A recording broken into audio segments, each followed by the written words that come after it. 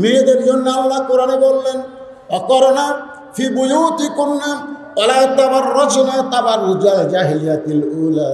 রে মেয়েরা ঘরের মধ্যে থাকো, ঘরের বাহির তোমরা হইও না। কোনো প্রয়োজনে যদি ঘরের বাহির হও তাহলে হেজাব নিয়ে পর্দা নিয়ে বের হওয়া লাগবে। এই ঘোষণা কার? আরো জোরে বলেন কার? আমার মায়েরা যারা পর্দার অন্তর আছেন, আপনাদের আমল কিন্তু বেশি না, মাত্র 4টা আমল আপনারা করবেন, 8টা জান্নাতের দরজা আল্লাহ খুলে দিবে। 4টা আমল, জান্নাত হলো 8টা। জোরে কোন সুবহানাল্লাহ। 1 নম্বর আমল মেয়েদের জন্য রাসূল বলেছে, নাম হলো নামাজ। পুরুষেরও নামাজ, মেয়েদেরও। 2 নম্বর আমল হলো মেয়েদের রোজা। 3 নম্বর আমল হলো সতীত্বের হেফাজত পর্দা করা। আর 4 নম্বর আমল হলো স্বামীর কথা মতো চলা। অনেকে ব্যাখ্যা করে স্বামীর খেদমত করা, অনেক বক্তা বলে স্বামীর খেদমত করা, মানে বুঝাচ্ছে যে স্বামীর খেদমত করা লাগবে। স্বামীও যে বইয়ের খেদমত করার কথা আছে কোরআনে, এটা অনেক বক্তারা বলে না। স্বামীর খেদমত না, স্বামীর কথা মতো চলা। খুব খেয়াল করবেন, রাসূল বলেছেন এই 4টা আমল যদি মেয়েরা করতে পারে তাহলে আল্লাহ খুশি হয়ে 8টা জান্নাতের দরজা খুলে দিবে। এমন সময় মা আয়েশা উম্মাহাতুল মুমিনিন হুজরাখানার ভিতর থেকে কিন্তু এই ওয়াজটা শুনছে, মেয়েদের ওয়াজ। তো এখন রাসূলকে বলতেছি, ইয়া রাসূলুল্লাহ, আপনি তো 4টা আমলের কথা বললেন, মেয়েদের কি আর একটা আমল করা যাবে না? বলে কি আমল? বলে হজ করা। পুরুষেরা সামর্থ্য থাকলে হজ করবে, মেয়েরা কি সামর্থ্যবান হলে হজ করা যাবে না? আল্লাহ রাসূল বলেন, আয়েশা, আমি যে কথাগুলো বলি এ কথা আমি বলি না, কে বলায়? আরো ধরে বলেন, কে বলায়? আল্লাহ বলায়, মা ইয়ান্তিকু আনিল হাওয়া ইন হুয়া ইল্লা ওয়াহয়ুন ইউহা।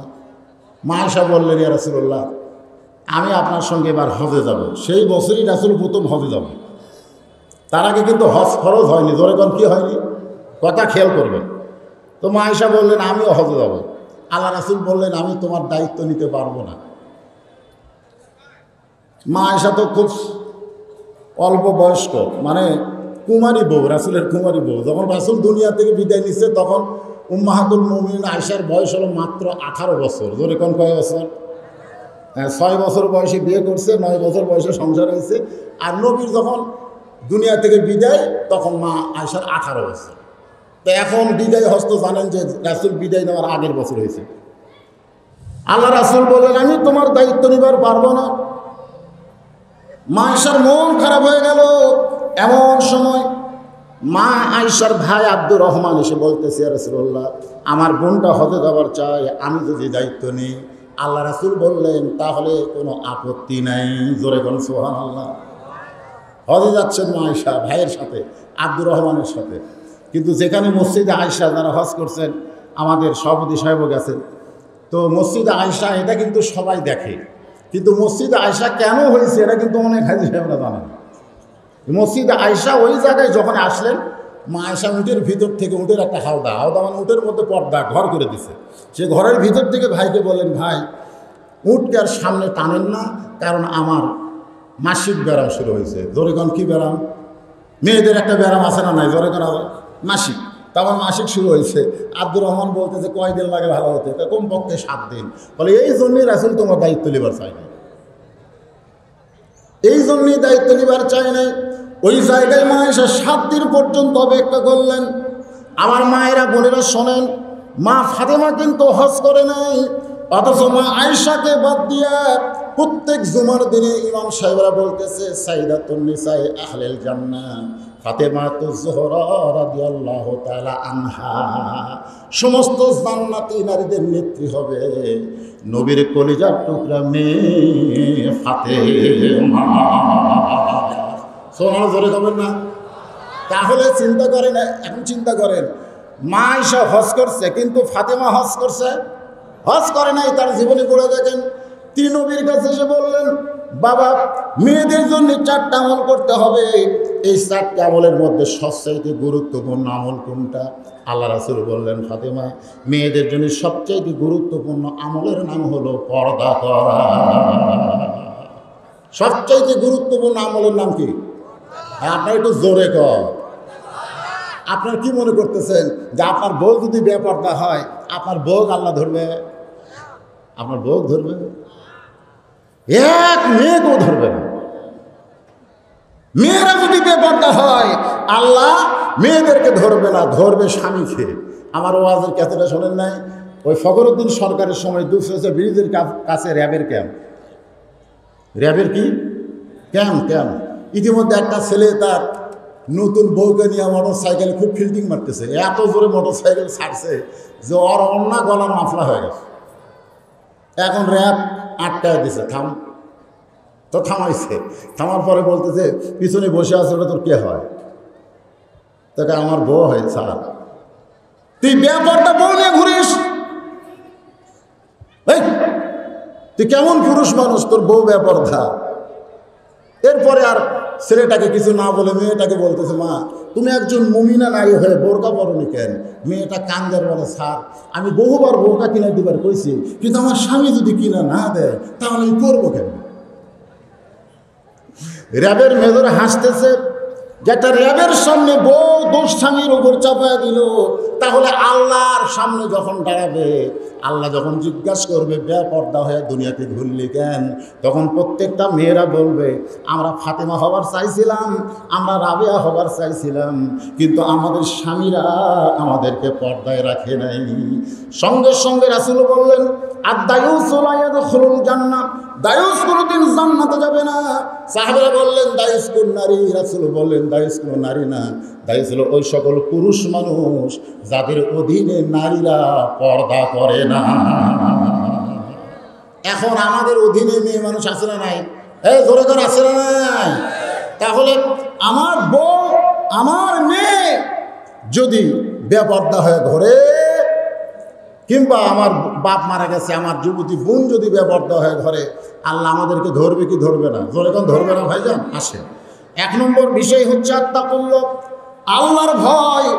এই আল্লাহর ভয়কে নিয়ে আলোচনা করতে গিয়ে মা বোনদের একটু পর্দার কথা বললাম, কারণ মা বোনেরা যখন পর্দার ভিতরে ঢুকবে, পুরুষ মানুষ কোরআন ধরলে আল্লাহই ভালো রে, ভিতরে খারাপ।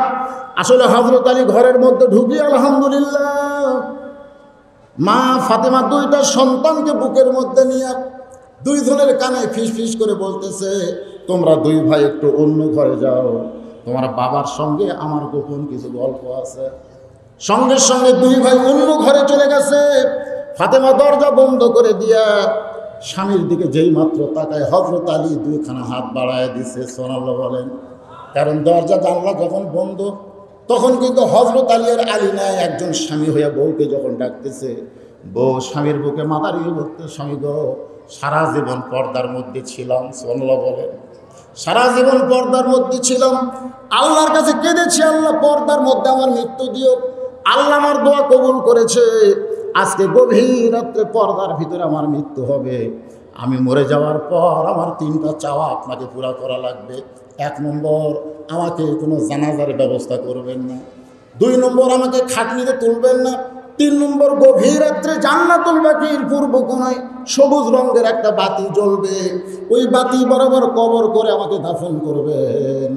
হযরত আলী চোখের পানি নিয়ে কান্দে আর বলে, ফাতেমা তুমি এমন পর্দানিশী, পর্দার মধ্যেই চলে যেতে চাও। আজও ফাতেমাকে আল্লাহ পর্দা করে রেখেছে। ফাতেমার কবর কোন জায়গায় আজও পর্যন্ত পৃথিবীর কেউ বলতে পারে না। সুবহানাল্লাহ বলেন। তাহলে মেয়েদের আত্তাকুল্লাহ, আল্লাহর ভয় অর্জন করতে গেলে নামাজ রোজার চাইতে পর্দাকে অগ্রাধিকার দেওয়া হয়েছে। ধরে বলেন কথা ঠিক? আর মেয়েরা যদি পর্দার ভিতরে যায়, তাহলে আমাদের যুবকদের জন্য আর তেমন ওয়াজ করার দরকার নেই। কি মনে করতেছেন? বুড়া মানুষেরা তো কথা কয় না, বুড়া মানুষেরা তো জানি। একটা সুন্দরী মেয়ে রাস্তাতে গেলে নাতি দাদা বলতেছে, দাদা ওই দেখেন কি সুন্দরী মেয়ে যায়। দাদা বলতেছে, আমার চোখের ব্যাটারি নেই। তুই দেখ, আমার চোখের ব্যাটারি নেই। কিন্তু একজন নাতি সুন্দরী মেয়ে দেখলে পরে কি বলে, সুন্দর নারী দেখলে পরে আমার দিল দেওয়ানা করে, ওলে ওলে ওলে। ঠিক কিনা বলে? ওলে ওলে মানে কি? পাগল হয়ে গেছে। আত্তাকুল্লাহ, আল্লাহর ভয় অর্জন করতে হবে। এক নম্বর, এই কোরআন দিয়ে ধরে গান কি দিয়ে, এই কোরআনের ভিতরে সব কিছু আছে না নাই? এরপরে 2 নম্বর হলো হাক্কা তুকাতিহি, শুধু মাঝে মধ্যে ভয় করলে হবে না, সব সময়। আমাদের বাংলাদেশে অনেক লোক বুড়া বয়সে আল্লাহর ভয় করে, সারা জীবন সুদ কাছে, ঘুষ কাছে, গোয়েন্দারি করছে, যা ইচ্ছা তাই করছে, কিন্তু বুড়া বয়সে হজকে কি করছে? হজ করে এসে মসজিদ ধরছে, ওই বাড়ি আর মসজিদ, মসজিদ আর বাড়ি, এ ছাড়া অন্য কোনো কাম করে না। এত ভালো হয়ে গেছে, সবসময় তসবিহ একটা নিয়ে আসে। ওই গ্রামের এক ছেলে বাবার সঙ্গে গন্ডগোল হয়ে বাপকে ধাক্কা মারছে, বুড়া বাপ পোড়াই মরছে। সবাই একই বলতে উঠছে, তোর ফাঁসি হবে রে, তুই বাবা মারা হেলে দিলি। একজন বলতেছে বাঁচতে পারবি, বাঁচতে পারবি। একজনের কাছে গেলে তার মাথায় বহু বুদ্ধি, মানুষকে বহু গোয়েন্দারি বুদ্ধি দেয়। বলে সেটা কে? বলে ওই যে মসজিদের মধ্যে ঢুকছে, ওই হাজি সাহেবের কাছে যা। এখন ওই ছেলে কানতে কানতে এসে ডাকে মসজিদের মধ্যে তসবিহ টিপতেছে। চাচা আসসালামু আলাইকুম, কি হয়েছে? বলে একটু বাইরে আসে। বাইরে আসলে বলে চাচা আমি তো একটা অকাম করছি, আমি বাপকে ধাক্কা দিছি আর বাপ পোড়াই মরছে, এখন আমার ফাঁসি হবে। এই ফাঁসি থেকে বাঁচার বুদ্ধি কি? বুড়া চিল্লায় বলতেছে পাগল হয়েছিস নাকি? হ্যাঁ, যে অন্যায় তুই করছিস তোর বাঁচার কোনো বুদ্ধি নাই, তোর তো ফাঁসি হবে। তবে আমি হজ যদি না করতাম, নামাজ যদি না ধরতাম, তাহলে তোকে বলতাম গলার দড়ি দিয়ে টাঙ্গা থো, কিন্তু আমি কাউকে খারাপ বুদ্ধি দিব না। আপনারা বলেন তো খারাপ বুদ্ধি দিছে কি দেয় নাই? কিন্তু কখন দিল, কীভাবে দিল বুঝতেই পারে নাই। এই জন্যে ভালো হবার গেলে বুড়া বয়সে ভালো হয়ে লাভ নাই। সারা জীবন আপনি আড্ডা গুলি মারছেন, আর বুড়া বয়সে চেয়ার নিয়ে আপনি মসজিদের মধ্যে ঢুকছেন। আপনি কি চেয়ারম্যান নাকি? হ্যাঁ, চেয়ারম্যান। আজকে মসজিদে ঢুকলে বহু চেয়ারম্যান পাওয়া যায়, চেয়ারে বসে থেকে নামাজ পড়ে, সারাদিন সুতির হাট ধরে বাজার করে, তখন আর বসা লাগে না। কিন্তু মসজিদের মধ্যে এসে আমি বল পাই না বাবা, বল পাই না বাবা, বল পাইস না কেন? শোনেন, চেয়ারে যারা নামাজ পড়ে আমি তাদের বিরোধী না। আপনি যদি চেয়ারে নামাজ পড়েন, আপনি বাড়িতে পড়েন। আপনি অসুস্থ মানুষ, আপনার জন্য জামাতে নামাজ পড়া ওয়াজিব না। আপনি অসুস্থ মানুষ, আপনি চেয়ারে নামাজ পড়া লাগে, বাড়িতে পড়েন। কিন্তু মসজিদে এসে কাতার সোজা করা ওয়াজিব। আপনি সে ওয়াজিব তরক করলেন, আপনার পায়ের গোড়ালি কোথায়? আর যারা দাঁড়াইছে তাদের পায়ের গোড়ালি। এই জন্যে মসজিদের মধ্যে চেয়ার চলবে, চলবে না। অনেক লোক ইচ্ছা করেই ধরছে, অনেক লোক ইচ্ছা করে ধরছে। আমি বলতেছি শোনেন, অনেক লোক কিন্তু বাহিরে বল পায়, কিন্তু মসজিদের মধ্যে শক্তি কমা যায়। এরকম লোক আছে না নাই? জোর করে আছে না নাই? বহু লোক দেখবেন বাহিরে কিন্তু 2 চোখ আন্ডার মতন করে রাখে, আর জুমার দিনে মসজিদের মধ্যে ঢুকলে 5 মিনিট পর দুর্বল হয়ে ঘুম পড়া শুরু করে। এরকম আছে না নাই? জুমার দিনে সামনে বসে নামাজ পড়ে, শুক্রবার দিন এমনি তো 5 ওয়াক্ত দেখা যায় না। ইমাম বলতেছে কি ব্যাপার, মুরব্বী আজকে আসে নাই, মুরব্বী অসুস্থ নাকি? তো ইমাম কথা শুনে এক মুসল্লি বলতেছে অসুস্থ না হুজুর, মুরব্বী জমির আল কাটতেছে। জমির আল কাটা বোঝেন? সেই ব্যক্তি জমির আল কাটে কেমনে? বলে বিশ্বাস না হয় আপনি খুঁজলেন। ইমাম সাহেব নামাজ শেষ করে বাড়িতে গেছে। চাচা বাড়িতে আছেন? বাড়ির চাচি বলতেছে তোমার চাচা এখনো জমিতে আছে। হায় হায়, ইজা নিউটি আলাইহিস সালাহ মিয়াউমিল জুমআ ফাসাউ ইলা যিকরিল্লাহ। ভয় করার মতন ভয় করো, আযান দেওয়ার সঙ্গে সঙ্গে দুনিয়ার সমস্ত কাম তোমার বন্ধ করা লাগবে। ধরে কোন কথা ঠিক? একই জায়গার 2 দোকান, একটা হলো আব্দুল মান্নান আর একটা হলো আকাশ। আসরের আজান দিছে, আব্দুল মান্নান আজান দিল, ওর হোটেল খোলা আছে। আকাশ হিন্দু মানুষ, পানের দোকানদার, ওরও দোকান খোলা আছে। মসজিদে জামাত শুরু হলো, আকাশও গেল না, আব্দুল মান্নানও গেল না। পরে জিজ্ঞাসা করা হলো আব্দুল মান্নান কে? কয় মুসলমান। আকাশ কে? কয় হিন্দু। কিন্তু রাসূল বলেছেন বাইনাল আবদি ওয়াল কুফরি তারকুস সালাত। তোমাকে এরকম আব্দুল মান্নানের আকাশ চন্দ্র দিয়ে কাম হবে না। কাফের আর মুসলমানের বান্দার মধ্যে পৃথক করার জিনিসটার নামই হলো নামাজ। যে নামাজ পড়বে সে আল্লাহর বান্দা হবে, যে নামাজ পড়বে না সে কাফের হয়ে যাবে। এ কথা বুখারী শরীফের হাদিসে বলা হয়েছে। হ্যাঁ ভাইজান, একটু মনোযোগ দিয়ে শুনবেন। চাচা আসসালামু আলাইকুম। চাচা কয় ওয়ালাইকুম আসসালাম। হুজুর জমিত খেন? বলে আজকে মসজিদে যাননি, জুমার দিন আপনার মনে নাই? সবই মনে আছে বাবা, সব মনে আছে, কিন্তু আজকে না যাওয়ার কারণ হলো আমার জমির চারে ধার সব জমির আল কাটা হয়ে গেছে, খালি আমারটা বাদ আছে, এই জন্য আল কাটতেছি। আল্লাহ যদি চায় জোহরে নামাজ পড়বো, ইমাম চোখের পানি বের করে বলতেছে মসজিদে গেলে আপনি বসে বসে নামাজ পড়েন, আর দাঁড়ায়া দাঁড়ায়া জমির আল কাটেন কেমনি? মুরব্বী মুসকি মুসকি হাসি আর কয় মসজিদে গেলে বল পায় না বাবা, কিন্তু কাজ কামে বল পায়।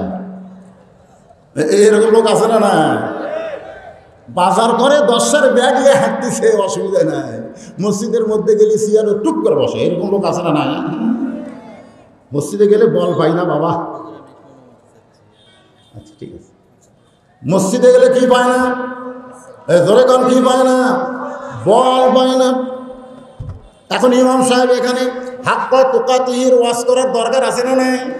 ধরে কোন আছে না নাই? হাক্কা তুকাতিহি মানে কি? নিয়ম মতো ভয় করো। এখন ইমাম বলতেছে মুরব্বী আপনি যেদিন মরে যাবেন সেদিনই বুঝতে পারবেন সিয়ারে নামাজ পড়া কি অপরাধ হয়েছে। আপনি যেদিন মরে যাবেন সেদিন বুঝতে পারবেন, কারণ আল্লাহ কোরআনে বলেছেন কুম কুম মানে খাড়া হও লিল্লাহি, আল্লাহর জন্যে। লিল্লাহি কার জন্যে? ধরেন কার জন্যে? অনিতিন আনুগত্য নিয়ে দাঁড়াও। যদি রুকু সেজদা করতে তোমার অসুবিধা হয়, তুমি দাঁড়ায়া আল্লাহর হুকুম পালন করো, আর ইশারার দ্বারা রুকু সেজদা করো, তাও দাঁড়াতে হবে। কথা কান না দেয়? আপনারা কি সিয়ারে নামাজ পড়ার লোক যদি বেশি থাকে তাহলে এ সিয়ারটার বাদ দেন। কি সুতির হাট মসজিদে সিয়ার আছে? সেই জন্যই তো কথা বলতেছেন না। পরে আল্লাহ কিন্তু সিয়ার এলাক ধরবে না, ধরবে মসজিদ কমিটিকে। আল্লাহ ধরবে কাকে? মসজিদ কমিটিকে ধরবে। আল্লাহর বান্দারা একটু মনোযোগ দিয়ে শোনেন। এখন বলতেছে মুরব্বী মরে গেলে আপনি বুঝতে পারবেন। মুরব্বী বলতেছে মরে গেলে আবার বুঝবো কেমনি? মরে গেলে তো মানুষ মরেই যায়, মরে গেলে তো বোঝা যায় না।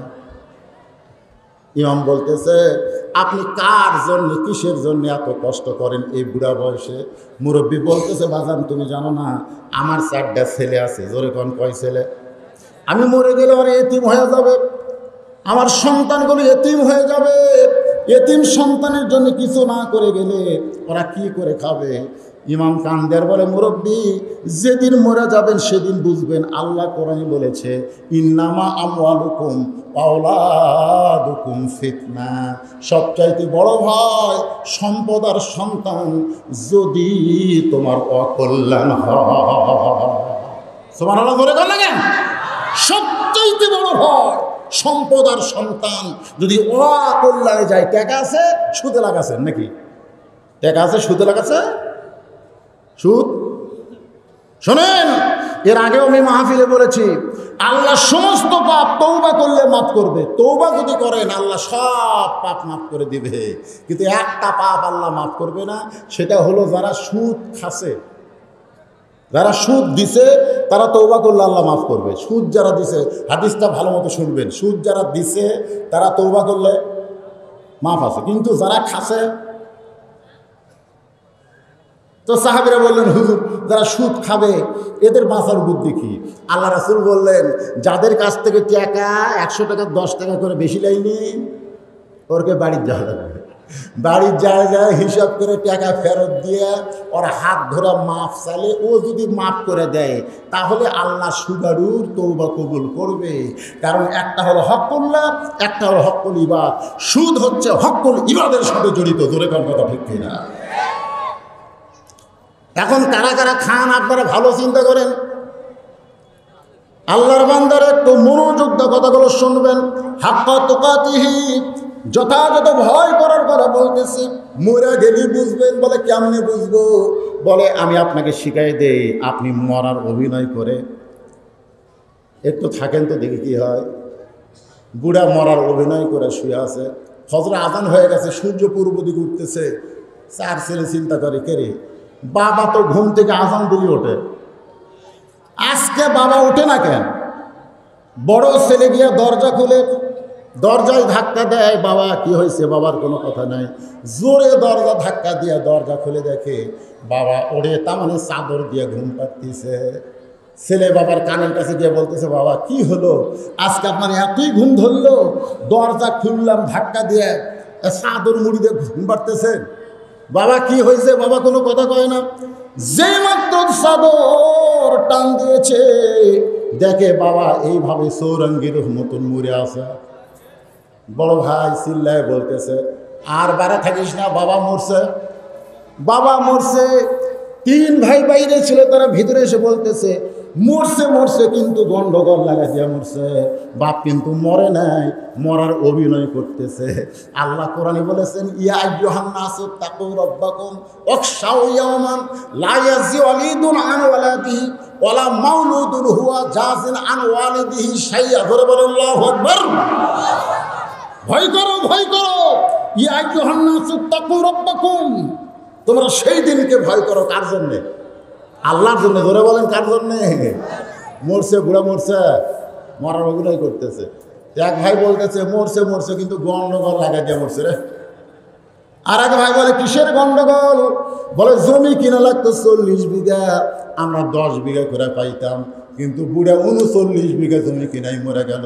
কে বুড়া মরবো? মর, 1 বিঘা কিনা দিয়াই মর, আমরা 10 বিঘা করে পাইতাম। আর এক ভাই বলতেছে তাই জমির দিক দিয়ে গন্ডগোল লাগাচ্ছে বুড়া, ঘরের দিক দিয়েও লাগাইছে। ঘর বানানো লাগতো 8টা, আমরা 2টা করে পাইতাম, কিন্তু বুড়ের বেটা ঘর বানাচ্ছে 7টা। কে বুড়া মরবো? মর, আর একটা ঘর বানিয়ে দেই মর। তখন বড় ছেলে বলতেছে আর কাইন্দা লাভ নাই, আর জমিও পাওয়া যাবে না, ঘরও পাওয়া যাবে না। বুড়া খালি চোখ মিটিমিটি করার চিন্তা করে, আমি মরে গেছি এই জন্য এদের কোনো চিন্তা নাই, এদের চিন্তা হলো জমি আর ঘর। কিছুক্ষণ পর এক ভাই বলতেছে যে ঘরে মুরব্বী মরছে, বুড়ার বেটা মরছে, এই ঘর তোমরা কার ভাগে দিবা? কার ভাগে দিবা? ছোটজন বলতেছে আপনি বড় ভাই, আপনার ভাগে এই ঘর দিবার চাই। বড় ছেলে বলতেছে আমার ভাগে যদি এই ঘর দাও তাহলে মরা লাশ আমি বেশিক্ষণ ঘরের মধ্যে রাখবো না, কারণ গোসল নিয়ে থাকা লাগবে। লাশ বেশিক্ষণ থাকলে ঘর দোসঙ্গা হবে, বেশিক্ষণ লাশ রাখা যাবে না। বলে লাশটা তো বের করা লাগবে, বের করতে গেলে দরজা কাটা লাগবে। মেজো ভাই বলতেছে দরজার দাম জানিস? তুই যে বললি দরজা কাটা লাগবে, দরজার দাম জানিস?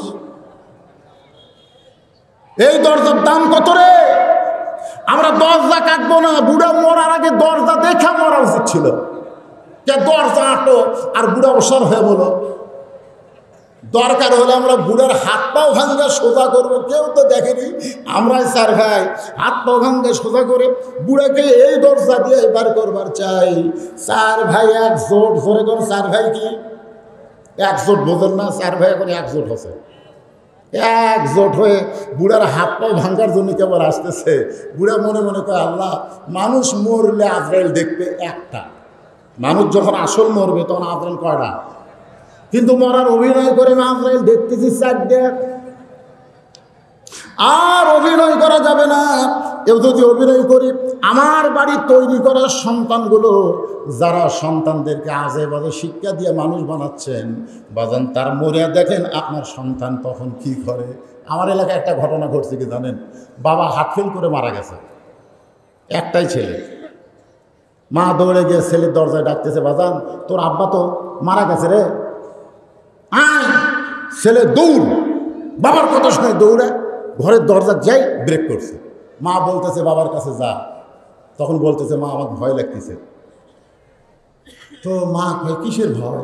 ছেলে বলতেছে গভীর রাত্রে পেশাব লাগছিল, তো পেশাব করে পানি নেইনি মা, এখন এই নাপাক অবস্থায় বাবার কাছে কেমনে যাই?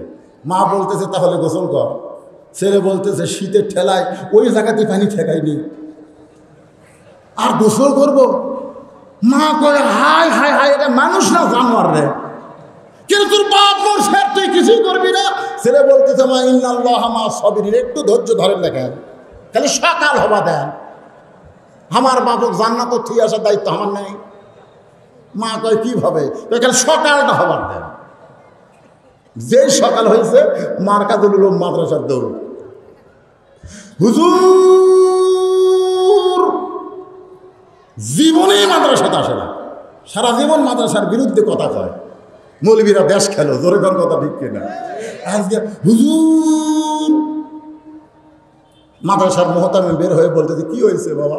বলে আমার আব্বা মারা গেছে, আপনি গ্রুপ নিয়ে আসুন, আপনার গ্রুপ নিয়ে আপনি আসেন, এক খতম কোরআন পড়ে আমার বাবাকে একটু জান্নাতে থুয়ে আসুন।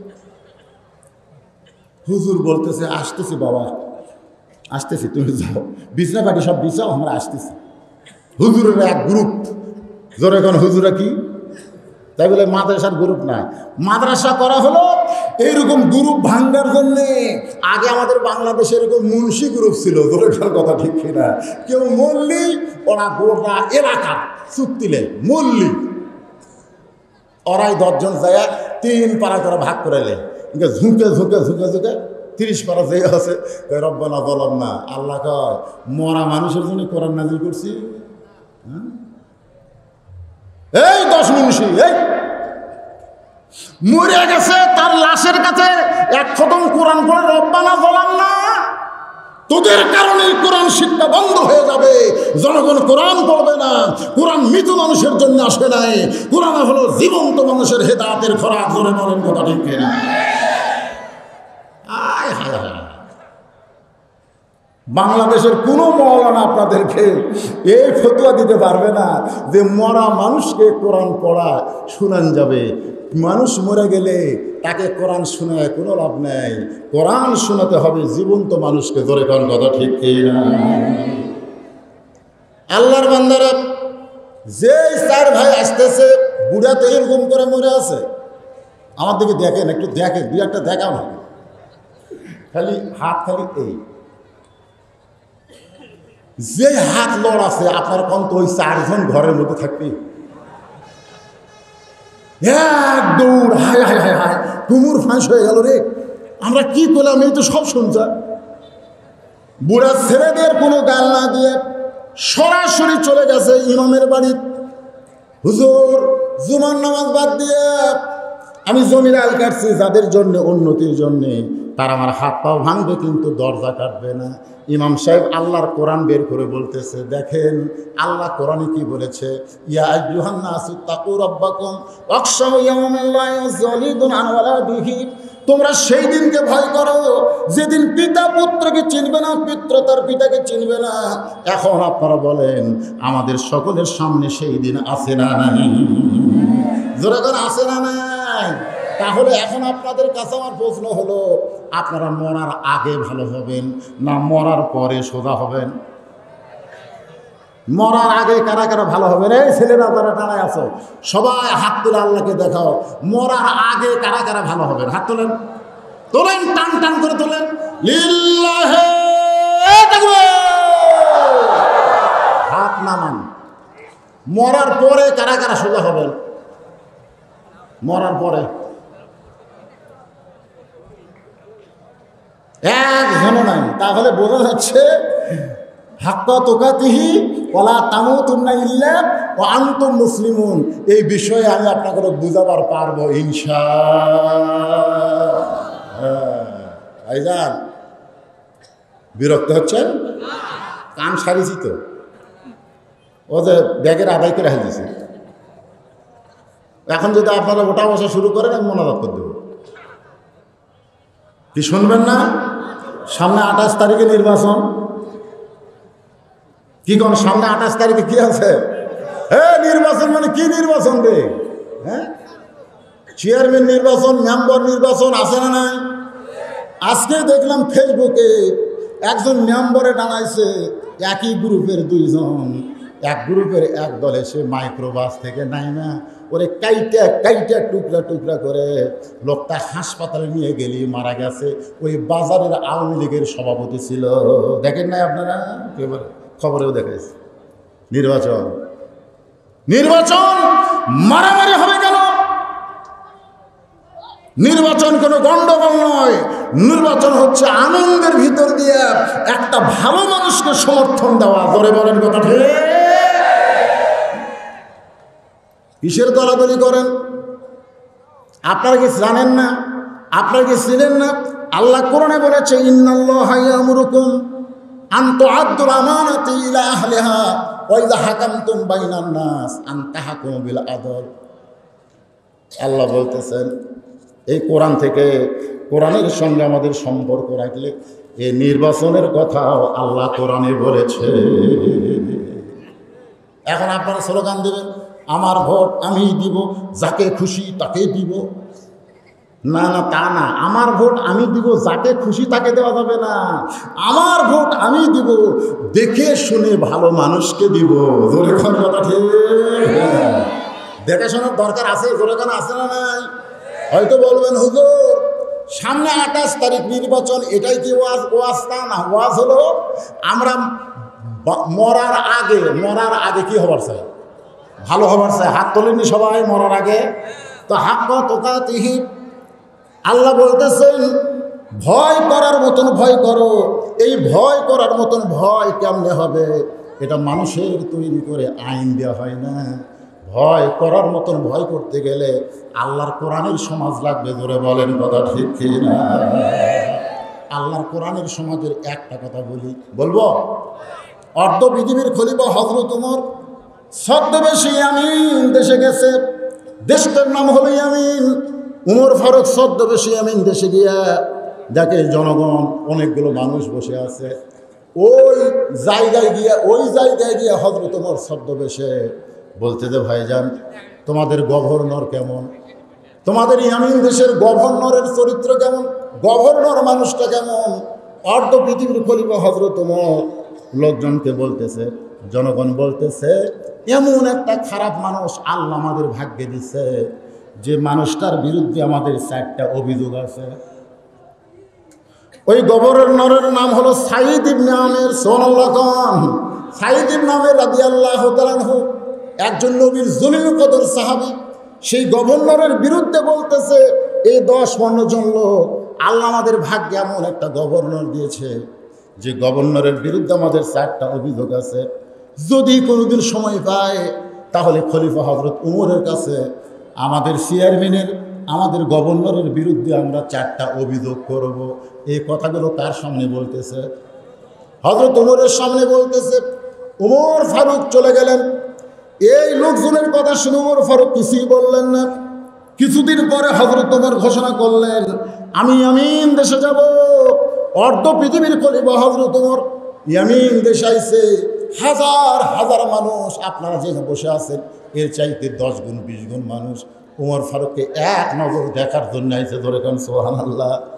উমর ফারুক এরকম টেস্ট করেছে, তেজের উপরে বসে বলতেছে আমি তোমাদেরকে দেখতে আসি নাই, বরং তোমাদের গভর্নরকে আমি একটু দেখতে চাই।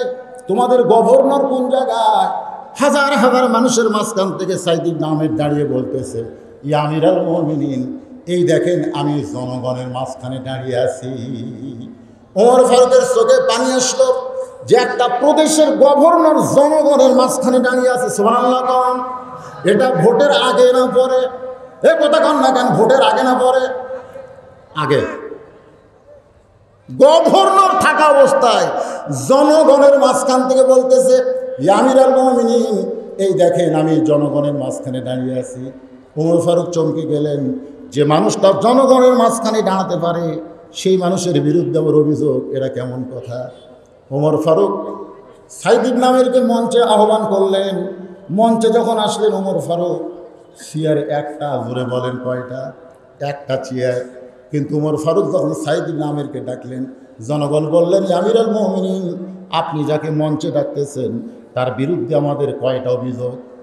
জোরে বলেন কয়টা অভিযোগ? ওমর ফারুক ছদ্মবেশেও শুনেছেন 4টা।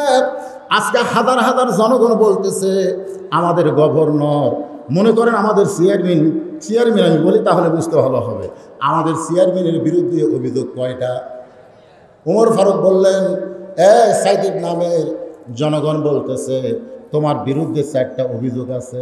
সাঈদ ইবনে আমির বলে আমি তো জানি না কি অভিযোগ তাদের, তারা কি বিষয়ে অভিযোগ করবে আমি তো জানি না। ওমর ফারুক বললেন তাহলে তোমাদের অভিযোগের কথা বলো। হাজার হাজার মানুষের ভিতর থেকে একজন বলতেছে 1 নম্বর অভিযোগ হলো প্রতিদিন কার্যালয়ে আমাদের চেয়ারম্যান দেরি করে আসে। আসা লাগবে 10টায় কিন্তু আসে 12টায়, কোনোদিন 11টায়। সময় মতো চেয়ারম্যান আসে না। সময় মতো কার্যালয়ে বসে না। এটা হলো আমাদের 1 নম্বর অভিযোগ। এটা কয় নম্বর? 2 নম্বর অভিযোগ হলো হঠাৎ একদিন আসেই না, প্রতিদিন তো দেরি করে আসে, হঠাৎ একদিন আসেই না। উমর ফারুক বললেন 3 নম্বর অভিযোগ কি? বলে 3 নম্বর অভিযোগ হলো মাঝে মধ্যে কার্যালয়ে কাজ করতে করতে আমাদের চেয়ারম্যান, আমাদের গভর্নর বেহুশ হয়ে পড়া যায়। উমর ফারুক বললেন 4 নম্বর অভিযোগ কি? জনগণ বলতে 4 নম্বর অভিযোগ হলো রাতের বেলা আমরা কোনো বিপদ আপদ মুসিবত নিয়ে যদি আমাদের গভর্নর চেয়ারম্যানের কাছে যায়, আমাদের চেয়ারম্যান কোনো দিন বাড়ির দরজা খোলে না। তাহলে সর্বসাকুল অভিযোগ কয়টা? জোরে কম। উমর ফারুক বললেন, রে ইয়ামিনের জনগণেরা, শুধু তোমাদের কথা বিশ্বাস আমি করব না, তোমাদের গভর্নরকে আমার জিজ্ঞাসা করা দরকার, কারণ সে অভিযোগগুলো স্বীকার করে কিনা স্বীকার করার দরকার আছে না নাই? উমর ফারুক বললেন, রে সাইদ বিন আমের, তোমার বিরুদ্ধে যে 4টা অভিযোগ করলো, এখন তুমি বলো অভিযোগগুলো সত্য না মিথ্যা। যদি তুমি বলো মিথ্যা, তুমি গভর্নর হওয়ার কারণে তোমাকে মার্সি করবো, কারণ আমি হলাম খলিফা, তুমি একটা প্রদেশের গভর্নর। তুমি বলো সত্য না মিথ্যা।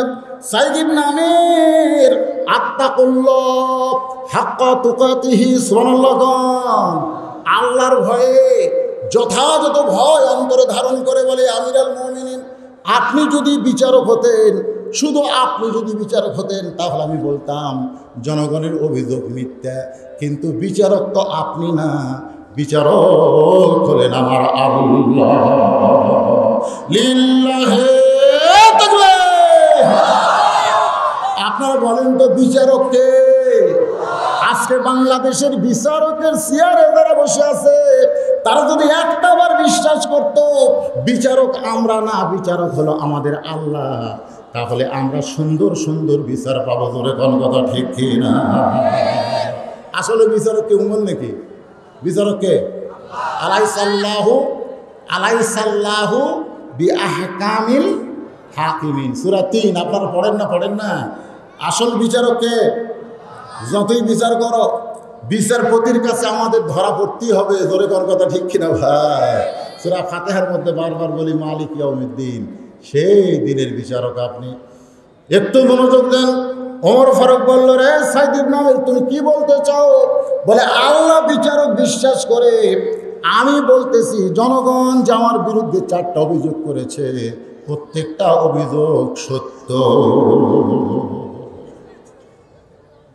ওমর ফারুক বললেন, তাহলে তোমার গভর্নর থাকার কোনো সুযোগ নাই, তোমার চেয়ারম্যান থাকার কোনো সুযোগ। জনগণ সমর্থনে তোমাকে চেয়ারম্যান করা হয়েছিল, তোমাকে গভর্নর করা হয়েছিল। অভিযোগগুলো সত্য যদি তুমি স্বীকার করো, তাহলে তোমার এই চেয়ারে থাকার আর কোনো সুযোগ নাই। সাইদ ইবনে আমির বললেন, অভিযোগ করেছে, আমিও সত্য বলেছি, কিন্তু অভিযোগগুলো কি খণ্ডন করা যাবে? ওমর ফারুক বললেন, তাহলে 1 নম্বর অভিযোগ, প্রতিদিন কার্যালয়ে দেরি করে আসো কেন? সাইদ ইবনে আমির বলতেছে, আমিরুল মুমিনিন, প্রতিদিন কার্যালয়ে দেরি করে আসার কারণ হলো আমি এমন একটা মেয়েকে বিয়ে করেছি, যে মেয়ের বাবা চৌরাস্তার মোড়ে কাঁদতেছিল। মেয়ের বাবার কান্না দেখে আমি গিয়ে বললাম যুবক বয়সে, ও মুরব্বী আপনি কাঁদেন কেন? বলে, আল্লাহ আমাকে একটা কন্যা সন্তান দিয়েছে। আমি মুরব্বীর হাত ধরে বললাম, আপনি কি নবীর হাদিস শোনেন নাই যে একটা কন্যা সন্তানের বাবা সে একটা জান্নাতের মালিক? জোরে গান সুবহানাল্লাহ। তাহলে আপনি কন্যার বাবা হয়ে কাঁদেন কেন? মুরব্বী বলতেছে, আল্লাহ আমাকে যে কন্যা দিয়েছে, সে কন্যা এখন যুবতী হয়ে গেছে, এখন যুবতী কন্যাকে বিয়ে দেওয়া লাগবে, কিন্তু বিয়ে কে করবে? সাইদ ইবনে আমির বলে, কেন বিয়ে করবে না? আপনার মেয়ের সমস্যা কি? বলে, 1 নম্বর সমস্যা হলো আমার মেয়ের 2টা হাত লুলা, প্যারালাইসিস হলে যেরকম হয় 2টা হাত লুলা। 2 নম্বর সমস্যা হলো আমার মেয়ের 2টা পা লুলা, মানে হাতও লুলা পাও লুলা। আমার মেয়ে হাত লুলা পাও লুলা, এরকম লুলা পঙ্গু মেয়েকে কে বিয়ে করবে? এই জন্য চৌরাস্তার মোড়ে কাঁদতেছে। আমার কান্না দেখে যদি কারো দয়া হয়, সাইদ ইবনে আমির বলে, আমিরুল মুমিনিন, ওই মুরব্বীর চোখের পানি মুছে দিয়া তার পঙ্গু লুলা মেয়েটাকে আমি বিয়ে করেছি, কিন্তু সে পঙ্গু লুলা হতে পারে, কিন্তু পেট ভালো আছে। সুবহানাল্লাহ। আজকে 5 বছরে আল্লাহ আমার ঘরে 3টা সন্তান দিয়েছে। আর সুবহানাল্লাহ করেন না। মানে হাত পাও পঙ্গু হলে কি হবে? পেটও কি পঙ্গু? পেট পঙ্গু? ওর আমার সঙ্গে একটা অন্ধ হাফেজ থাকতো আগে। অনেকে বলে হুজুর ও চোখে দেখেন। আমি তখন বলি না, অন্ধ কিন্তু 2 চোখে দেখে না, 30 পারা কোরআন শুনে শুনে মুখস্থ করছে। এ অন্ধ আবার বিয়া করছে। তখন একজন বলতেছে, অন্ধ মানুষ বিয়া করলো দেখে কেমনে? পাগলা দেখা লাগে, কত জায়গা দেখা লাগে না, এমনি হয়, ধরে হয়। তো পেট যদি ভালো থাকে তাহলে হাত পা লুলা হবে, কি হবে? 5 বছরে 3টা সন্তানের মা হয়েছে। এখন কি করব? এই আমার 3টা সন্তানকে আমার বউ তো কিছুই করতে পারে না, আমার বাড়িতে কোনো কাজের মানুষ নাই। আমি নিজেই সকালবেলা কি করি, আমার সন্তানগুলো পেশাব পায়খানা করে, কাপড় পরিষ্কার করি। আমার সন্তানের জন্য, বইয়ের জন্য আমি নিজের হাতে খামির করি, রুটি করি। সেই রুটি ভেজে ভেজে আমার বউ বাচ্চাদের খাওয়াই। এইরকম কাজ করতে করতে আমার একটু আসতে দেরি হয়ে যায়। হাজার হাজার জনগণ কান্দের, বলে আমিরুল মুমিনিন, আমাদের প্রধানমন্ত্রী, আমাদের চেয়ারম্যান, আমাদের গভর্নর, এইরকম বাড়িতে বিপদ আমরা কেউ জানতাম না। যদি আমরা জানতাম তাহলে কার্যালয় দেরি করে আসে, এই অভিযোগ কোনোদিন আমরা করতাম না। ওমর ফারুক বলে, সাইদুল আহমেদ, 1 নম্বর থেকে তুমি বাঁচা গেলে, 2 নম্বর তুমি হঠাৎ যে একদিন আসোই না, তার মানে তুমি হঠাৎ কেন একদিন আসো না? সাইদুল আহমেদ বলতেছে, আমিরুল মুমিনিন, এই যে আপনি আমার পরনে কাপড় দেখতেছেন, এই একটা মাত্র কাপড় ছাড়া আমার আর কোনো কাপড় নাই, যে কাপড় পরে জনগণের মাঝখানে আসা যায়। কি মনে করতেছেন? কাপড় আরো আছে, কিন্তু সেই কাপড় পরে জনগণের মাঝখানে আসা যায় না। এই একটা মাত্র কাপড়, সেই কাপড় পরে আমি জনগণের মাঝখানে আসি, কার্যালয়ে আসি। কিন্তু মাসে একদিন আমি বাজার করি, মাসে একদিন বাজার করি। ওই বাজার করতে গিয়ে আমার কিছু সময় যায়, আর আসার পরে এই কাপড়টুকু আমি পরিষ্কার করি। এখন ভিজা কাপড় পরে কার্যালয়ে কেমনে আসি? এই ভিজা কাপড়, মোটা কাপড় শুকাইতে শুকাইতে আমার সেদিন আর কার্যালয়ে আসা হয় না। সমস্ত জনগণ কান্দের, বলে আমিরুল মুমিনিন, আমাদের একটা প্রদেশের গভর্নরের মাত্র একটা কাপড়, আর মাসে একদিন বাজার করে, আর সেই কাপড় পরিষ্কার করতে গিয়া ভিজায় শুকাই না, আর সেই জন্যই কার্যালয়ে আসে না। এটা যদি আমরা জানতাম তাহলে মাঝে মাঝে একদিন আসে না, আমরা এই 2 নম্বর অভিযোগ কোনোদিন আপনার কাছে করতাম না। আমরা সর্বসাকুল্যে 2 নম্বরকে উইথড্র করে নিলাম। ওমর ফারুক বললেন, সাইদুল নামের ভালোই তো, কিন্তু 3 নম্বর অভিযোগ, হঠাৎ কার্যালয়ে কানতে কানতে তুমি বেহুশ হয়ে পড়ে যাও। তোমার কি মির্কি বেরম আছে? তুমি হঠাৎ কার্যালয়ে কেন বেহুশ হয়ে পড়ে যাও? কারণ আল্লাহ রাসূল বলেছেন, কোনো পুরুষ মানুষ, সে যত বড় আলেম হোক না কেন, সে যদি মির্কি বেরামওয়ালা হয় তাহলে মসজিদের ইমাম হওয়ার যোগ্য নয়। আমার কথা কি খেয়াল করছেন? সে যত বড় দাওরা হোক, হাফেজ হোক আর টাইটেল হোক, তার যদি মির্গি ব্যারাম থাকে, সে মসজিদের ইমাম হওয়ার যোগ্য নয়। কারণ হঠাৎ যদি কোনোদিন নামাজের মধ্যে এই ব্যারাম শুরু হয়, এটা তো হঠাৎ হয়, হঠাৎ হয় না? দেখবেন হঠাৎ একটা ভালো মানুষ যায়, এর নাম কি ব্যারাম? মির্গি ব্যারাম। আপনাকে এলাকাতে এরকম রুগী আছে না নাই? তো তোমার কি মির্গি ব্যারাম নাকি? তুমি হঠাৎ কার্যালয়ে কানতে কানতে বেহুশ হয়ে যাও। সাইদ ইবনে আমের বলে, আমিরুল মুমিনিন, আমি কার্যালয়ে কানতে কানতে বেহুশ হয়ে যাই। এটা আমার জীবনের সবচাইতে একটা করুণ ঘটনা। করুণ ঘটনা। আমার মনে হয় আপনারা শুনলে কেউ সহ্য করতে পারবেন না। ওমর ফারুক বললেন, যতই করুণ ঘটনা হোক না কেন, তোমার অভিযোগ উইথড্র করার জন্য তোমাকে বলতে হবে। সাইদ ইবনে আমের বলে, তাহলে শোনেন, আমি যখন কাফের ছিলাম, ওই সময় মক্কার কাফেরদের নেতার নাম হলো আবু সুফিয়ান। জোরে বলেন, নাম কি? আবু সুফিয়ান। একদিন অনেকগুলো নেতাকে ঘরের মধ্যে নিয়ে বলতেছে, মুসলমান মদিনায় গিয়া তো বসে নাই, বদর যুদ্ধে আমাদের মুসলমানের সঙ্গে পরাজয় হলো, মুসলমান মদিনাকে রাষ্ট্র করলো, এই মুসলমানের কাছ থেকে মদিনা কায়দা নিতে কি করা লাগবে? তখন কিছু মুরব্বীরা বলতেছে, মুরব্বীর মধ্যে একজন শয়তান মুরব্বী বলতেছে, মুসলমান থেকে মদিনা যদি কায়দা নিবার চাও মুসলমানের কাছ থেকে আল্লাহর কোরআনকে কায়দা নিতে হবে। মুসলমানের কাছ থেকে কোরআন কায়দা নিলে নামে মুসলমান থাকবে, কিন্তু আত্তাকুল্লাহ হাক্কা তুকাতিহি তাদের থাকবে না। তো কিভাবে? সাইদির নামের বলতেছে আমি তখন কাফের যুবক, ওই অবস্থায় আমাদের নেতা আবু সুফিয়ান বলতেছে আমাদের কিছু যুবক মুসলমান সাইজা মদিনায় যাইতে হবে, কিছু যুবক মুসলমান সাইজা মদিনায় যাইতে হবে, আল্লাহর নবীর কাছে অভিনয় করা লাগবে। কিভাবে? হুজুর শত শত মুসলমান মক্কায় আছে, কিন্তু তাদেরকে কোরআন শিক্ষা দেওয়ার কোনো হাফেজ নেই। আপনি মেহেরবানি করে যদি একটা হাফেজ দেন, তাহলে আমরা তাদেরকে সসম্মানে মক্কায় নিয়ে গিয়ে আল্লাহর কোরআন শিক্ষা করব। আল্লাহ রাসূল বললেন খায়রুকুম মান তাআল্লামাল কোরআন ওয়া আল্লামা। ওই ব্যক্তি হলো পৃথিবীর সবচাইতে সম্মানী যে কোরআন শিখেছে এবং অপরকে শিখায়। 10 জন কোরআনের হাফেজকে নিয়ে ওই মুসলমান সাজা কাফের যুবকেরা মদিনা থেকে মক্কার দিকে রওনা দিল। আমি নিজের চোখে দেখছি বীরে মাউনা একটা পাহাড়, ওই পাহাড়ের কাছে কাফেররা অস্ত্র নিয়ে লুকিয়েছিল। যেই মাত্র 10টা কোরআনের হাফেজ আইছে, সঙ্গে সঙ্গে কোরআনকে পৃথিবী থেকে তুলে দেওয়ার জন্যে ওরা অতর্কিত আক্রমণ শুরু করেছে। সাইদ ইবনে আমের বলে ইয়া আমিরুল মুমিনিন, আমি তখন কাফের ছিলাম, শোনেন কেন আমি কার্যালয়ে বেহুশ হয়ে পড়ে যাই। ওই ঘটনাটা একটু শোনেন। সমস্ত লোক স্থ হয়ে আছে। ওমর ফারুক বলতেছে বলো। সাইদ ইবনে আমের বলে ওই 10 জন মুসলমান কোরআনের হাফেজের মধ্যে 9 জনকে কাফেরেরা ওখানে হত্যা করেছে। 9 জনকে হত্যা করেছে, কিন্তু একজনকে হত্যা করতে পারে নাই। তার নাম হলো খুবাইব ইবনে আদি। তার নাম কি? হযরত খুবাইব ইবনে আদি। তিনি পাহাড়ের চূড়ায় গেলেন। আবু সুফিয়ান শর্ত দিল সবাইকে হত্যা করেছি, কিন্তু তোমাকে হত্যা করব না, তুমি নিচে নেমে আসো। কোরআনের হাফেজ বিশ্বাস করে নিচে যখন নেমে আইছে, সাইদ ইবনে আমের বলে আমাদের নেতা আবু সুফিয়ান মক্কার একটা ময়দানে বিশাল একটা টেজ বানায়া সেই টেজের উপরে কোরআনের হাফেজকে উপস্থাপন করে আমাদেরকে লক্ষ্য করে বলতেছে, রে মক্কার লোকেরা, 10 জনের মধ্যে 9 জনকে হত্যা করা হয়েছে, আর একজনকে তোমাদের সামনে নিয়ে আসা হয়েছে। আমরা তোমাদের সামনে এই কোরআনের হাফেজকে নিয়ে একটু খেলা খেলতে চাই।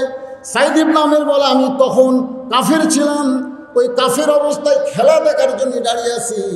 আবু সুফিয়ান বলতেছে, রে কোরআনের হাফেজ, তোমার সঙ্গী 9 জনকে হত্যা করা হয়েছে, এখন তোমাকে হত্যা করা হবে।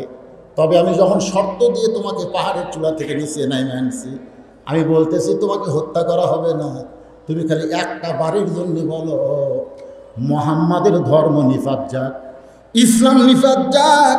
খালি একটা বারের জন্য যদি বলো মুহাম্মাদের ধর্ম ইসলাম নিফাত যাক, তাহলে আমরা তোমাকে ছেড়ে দিব। সাইদ ইবনে আমের বলতেছে ইয়া আমিরুল মুমিনিন, আমি কাফের অবস্থায় মনে করলাম বাঁচার জন্য হয়তো বলবে, কিন্তু কোরআনের হাফেজ চিল্লায় বলতেছে, রে কাফের বেঈমানেরা, মুহাম্মাদের ধর্ম নিফাত যাক, মুহাম্মদ নিফাত যাক, এই কথা তো দূরের কথা, কেউ যদি আমাকে বলে আল্লাহ নবীর পায়ে একটা কাঁটা বিদ্ধ হয়েছে, আমি সহ্য করতে পারবো না। সাইদ ইবনে আমের বলে আমিরুল মুমিনিন, আমি আশ্চর্য হয়ে গেলাম। হাজার হাজার কাফেরের সামনে একজন কোরআনের হাফেজ কেমনে বলতেছে যে আল্লাহ নবীর পায়ে কাঁটা ফুটলে আমি সহ্য করতে পারবো না, কারণ এই কোরআনের সঙ্গে যার সম্পর্ক বেড়ে যাবে, আল্লাহ নবীর সাথে তার সম্পর্ক গাঢ় হবে। ধরে কোন সুবহানাল্লাহ। একবার সাহাবীর এসে মা আয়েশাকে বললো না, মা আল্লাহ নবীর সম্পর্কে একটু আমাদের বলেন তো। মা আয়েশা বললেন, এই নবীর সম্পর্কে আমার কাছে শুনতে আইছো কেন? তোমরা কি আল্লাহর কোরআন পড়ো না? বলে হ্যাঁ পড়ি। তো কোরআন যদি পড়ে থাকো তাহলে নবীর সম্পর্কে কেন শুনতে আইছো? আজকে শুনে নাও, আল্লাহর কোরআনও যেমন আল্লাহর নবীও তেমন। সুবহানাল্লাহ। ধরে কোন আপনার কি বিরক্ত হচ্ছেন? হ্যাঁ হু না, আমার ওয়াজ আপনারা বুঝতে পারতেছেন না, বুঝতে পারতেছেন তো? এটা হ্যাঁ হু কোন বাজা কথা কর না কেন? আরে যে মাঝে মাঝে ছেলেদের কি ব্যারাম ধরলে পাবজি গেম খেলে নাকি রে? না না, এই ছোট ছোট বাচ্চা, এই ছেলেরা এরা কোরআনের মাহফিলে আসার উপযুক্ত হয়নি তো। খোঁজলে দেখেন ওরা পেশাব করে পানি লাইনি, ডিস্টার্ব করে। এখানে একটা মুরব্বী মাহফিল থেকে ওঠে না, আর যুবকেরা মাঝে মাঝে ওঠে। আল্লাহ রাসূল বলেছেন পৃথিবীর সবচাইতে উত্তম জায়গা হলো আল্লাহর ঘর, আর সবচাইতে খারাপ জায়গা হলো হাট বাজার। ধরে কোন কথা ঠিক কিনা? তা হাট বাজারের মধ্যে মাহফিল হলে এরকমই হবে।